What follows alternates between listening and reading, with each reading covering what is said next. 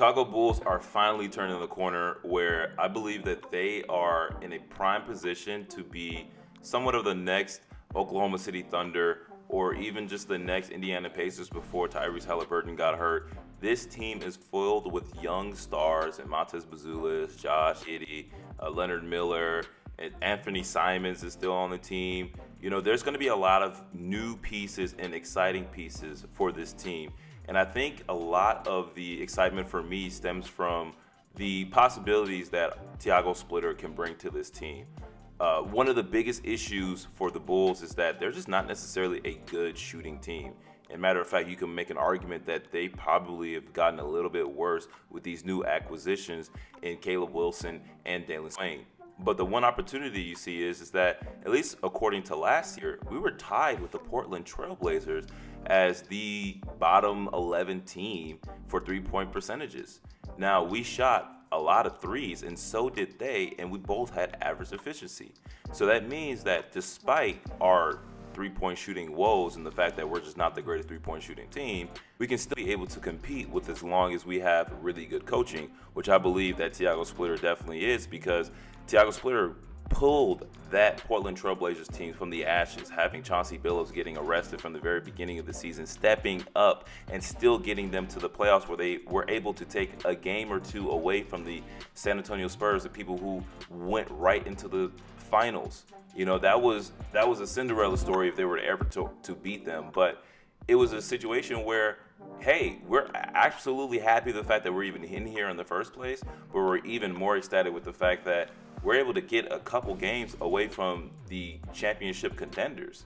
And you can't do that with bad coaching. You can't do that with a Doc Rivers or anything like that. You need somebody who can really dime up things from an X's and O's perspective and build a really good and competent coaching staff so that you can encourage your players to play above what they are being asked to and play above their floor. And I believe that the Chicago Bulls are definitely at that point in time. Josh Giddey is a offensive engine for this team. He is a really good rebounder. He's a really good offensive initiator. He's not necessarily the best three-point shooter, but when it comes to the mid-range or even getting into the basket, he'll consistently give you around 17 to 18 points a game. And I believe that his offensive playmaking will open up Caleb Wilson. Caleb Wilson, coming from college, was a really, really exciting prospect. I mean, he is extremely athletic, lanky, somewhat strong, and is really willing to run down the court at lightning pace and get you to the basket. He's not necessarily, again, the best shooter of all time. That's not necessarily his game. But he's a guy that if Tiago Splitter, and I'm thinking the same thing, we're trying to run these games or run these offenses very, very quickly before the defenses have time to really set up. Of course, when it comes to inbounding and we have to run the plays, you know, we have to make sure that we have good ATOs. But in terms of made baskets, if you look at the Miami Heat in the way that they played last year without Giannis, of course they're going to have him now, and I'll make a video on that. They were able to kind of push the envelope, having around 12 seconds per possession for basically the whole year, because even with made baskets or even not made baskets, everything was treated as a fast break. And every player on that team was entrusted to make basketball plays, whether it be going right down the hill or making some type of shots in the mid-range. They abided by the approach that if you don't have anything and you see a double team coming, to kick the ball, and then being able to utilize that, because they didn't really run that many pick and rolls or anything like that. They were actually the worst or the bottom of the league when it came to pick and rolls, Miami, last year. And I believe that Tiago Splitter is not going to do exactly the same thing in terms of not running pick and rolls, but in terms of pace, I believe we're going to have a very, very fast team. And we did have that very fast team last year, but I believe that we're going to have a sustainable team where we have too many slashers that's going to be able to get to the bucket and at least a decent amount of shooting to make us somewhat dangerous from the three-point line. But I believe where we really will excel in is the fact that Josh Giddey will be emboldened to push the pace, especially with Caleb Wilson, because Caleb Wilson, he has a decent amount of post game, and that's honestly really good to see, especially from a prospect as raw as him. It's because that, you know, at least you can stretch the floor just a little bit, make some middies. He has a decent enough post up, but essentially, we're going to want to have him on the run. We want to have him either in pick and rolls or running down court. We can give him the ball, kind of like in a Giannis situation where you give him the ball and you look out, and we should embolden him to make plays in terms of if there's a wall being built, which there definitely will be, especially with the lack of shooting that we have on this team, you have to kick the ball out. And I believe that Tiago Splitter, with the puzzle pieces that he has right here, is going to do that because Caleb Wilson is a very interesting talent. In the games that he played against his contemporaries, the top three, and AJ DeBancia, Darren Peterson, and Cam Boozer, he outplayed them all in their head-to-head matchups. He really was a guy that did not fall back on the plate. Like, he stepped up to the challenge.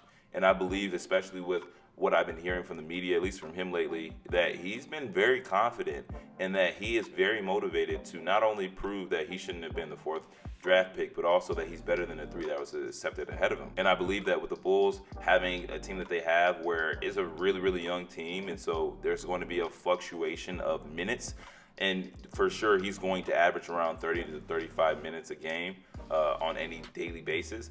But he's going to have a lot of opportunity in a better situation than, let's say, a Darren Peterson or let's say a AJ DeBancia, because AJ DeBancia is going to a team where we don't know if Trae Young is going to stay or what Trae Young is going to do on that team, even though their team is built somewhat similarly to the Bulls in the sense that they are very young and they have a few good vets on their team. But is Anthony Davis going to stay? Is Trae Young going to stay? Those are very interesting questions that we don't know the answers to yet, and it's free agency right now, so we'll see.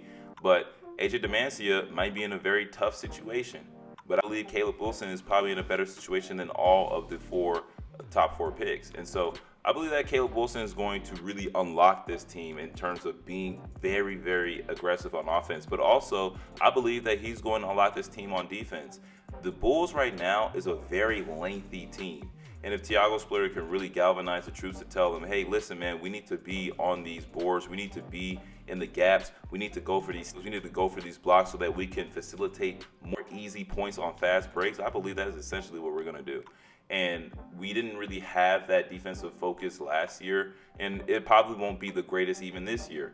But I believe with the tools and the building blocks that we have, we can build up to be a team that is very defensive focused, very defensive minded, because that's what the Portland Trailblazers were last year. And that's the reason why the Portland Trailblazers were able to kind of shock the Spurs in a couple of those games, because the Portland Trailblazers don't really have, a fountain of talent. They're not really the talented teams you would look to and be like, hey, this team can really stretch the floor with a lot of the pieces that they have. They don't have the greatest shooting. They don't have the greatest playmakers, but they were still able to extend the series against the Spurs. With an easier conference, I think that Tiago Splitter is going to eat. I think he's going to cook up with the amount of room that he has with these stars. And it's probably going to be a project, a 2-3 year project. And honestly, we're probably going to be a 40-win team. If I'm going to be 100% honest, it's going to be a very difficult road, but with the new draft pick scenario that we have,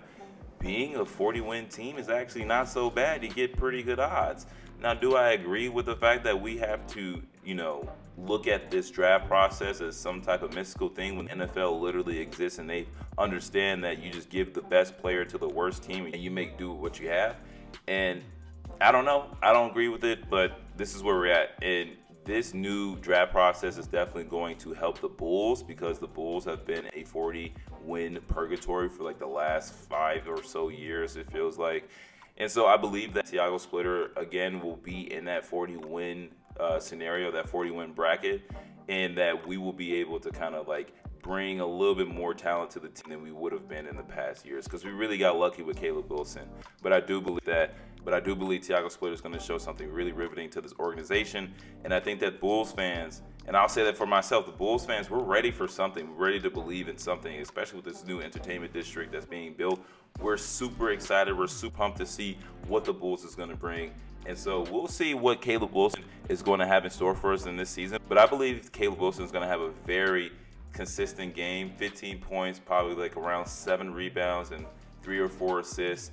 and 2 blocks. Hopefully, we can get to that 2 block range because he is extremely aggressive. And that's my prediction for this season. And hopefully, we can get to that 40 game range because I believe that that's going to be exactly the sweet spot that we need to bring in more talent, but also to show the stars around the leagues that we're very serious and that we'll be able to have the cash to bring up more players, more veterans with great talent that we can get over that hump. And that's exactly the greatest position that you can be if you're in the Bulls organization.